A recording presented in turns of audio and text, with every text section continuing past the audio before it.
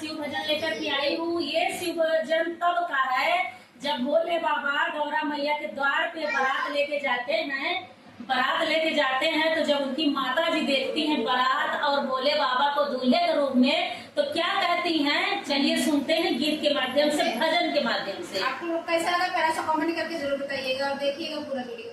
करिया दामाद देखे मैना डेरैली शिवा शंकर हरि। करिया दामाद देखे मैना डेरैली शिवा शंकर हरि। बोलिए नारद रउआ कहवा फसैली शिवा शंकर हरि। बोलिए नारद रउआ कहवा फसैली शिवा शंकर हरि। दुअरा बारात देखे मैना डेरैली शिवा शंकर हरि।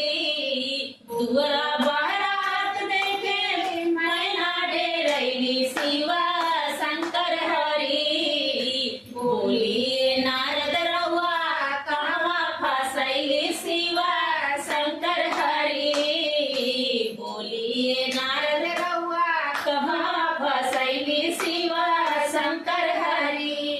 ऐसन दामाद देखी कापेला बदनामा, सब बिच्छू लटकल बाटे इनके गर्दनवा।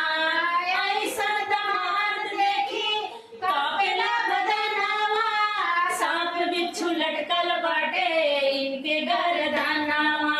देखी देखी